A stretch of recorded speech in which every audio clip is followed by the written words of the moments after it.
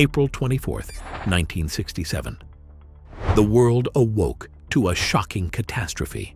A Soviet cosmonaut had plummeted from space, crashing back to Earth, leaving behind only charred remains. His name was Vladimir Komarov, the first human to die during a space mission. But what really killed him wasn't just a failed parachute. It was politics, it was pride, and it was a space race that demanded sacrifice, no matter the cost. Today we're going to tell you the harrowing details behind this tragic story. Let's begin. Vladimir Komarov was no ordinary pilot.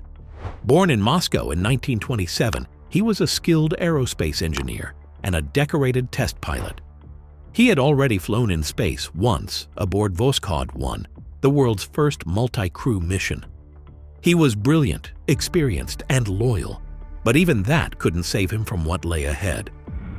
The mission was Soyuz 1, the Soviet Union's most ambitious step toward beating the Americans to the moon. The plan was bold: launch Komarov into orbit, then follow the next day with another Soyuz capsule carrying 3 more cosmonauts. The 2 spacecraft would dock in space, and the crews would exchange places before returning home. A symbolic triumph for the 50th anniversary of the Bolshevik Revolution. Leonid Brezhnev, the newly empowered General Secretary of the Communist Party, personally approved the mission. He wanted spectacle. Delay was not an option. But Soyuz 1 wasn't ready. Engineers documented over 200 structural issues with the spacecraft. Cosmonaut Yuri Gagarin, the first man in space and Komarov's close friend, begged officials to postpone the launch. He even offered to replace Komarov, hoping his celebrity status would make delay unavoidable. His warnings were ignored. Political pride outweighed technical judgment, and a life was the price. What do you think? I'd love to hear your thoughts in the comments. Some say Komarov knew he would not return. According to reports, he told friends, "If I don't fly, they will send Gagarin, and he'll die instead." Bound by duty and friendship, he boarded the capsule. Almost immediately after liftoff, everything began to go wrong. One of the solar panels failed to deploy, starving the spacecraft of power. Antennas malfunctioned. Navigation became erratic. Komarov did what he could, calmly reporting each issue, adjusting systems, and trying to regain control. The return was even worse. As Soyuz 1 re-entered the Earth's atmosphere, its parachutes failed. The main chute didn't open. The reserve became tangled. The capsule slammed into the ground at over 40 meters per second. It exploded on impact.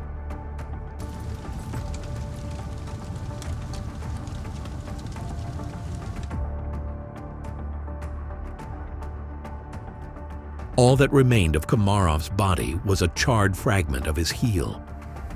The Western world was listening. U.S. intelligence had intercepted radio transmissions. Some claimed to have heard Komarov cursing the engineers who had sent him to die. Others said Soviet Premier Alexei Kosygin called him moments before impact to express the nation's pride and sorrow. In the Soviet Union, Komarov became both a hero and a warning. He was buried with full military honors, his ashes laid to rest at the Kremlin Wall necropolis, a sacred place reserved for the nation's most celebrated figures.